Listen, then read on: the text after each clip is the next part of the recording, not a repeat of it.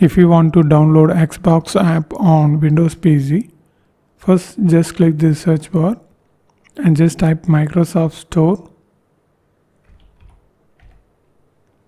and open this.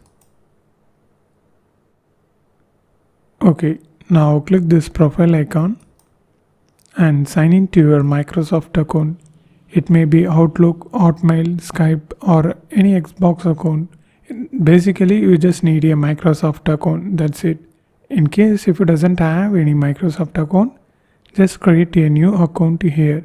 It's completely free. I'm also using the free Microsoft account. Then after that, click this search and just type Xbox. Search.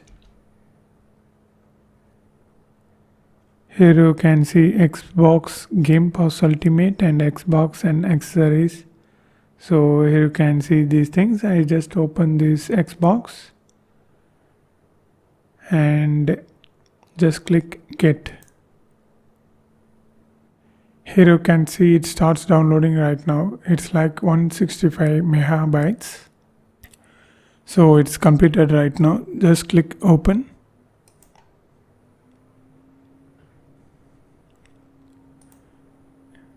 So it's like we need to install this gaming services also. Just click get. So here also it's same process. Just minimize this. So here you can see the Xbox app. If you want to add this app to desktop, click this search and just type run, RUN run,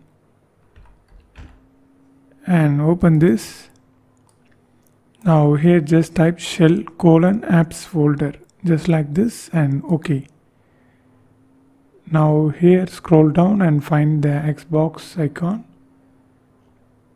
So here it is. Now right click here and create shortcut. Yes. So here you can see Xbox shortcut was created. If you click this, it will open up like this. So you just need to enter the Windows pin. Here you can see the app was launching. The accessories was also installed, I think. So that's it.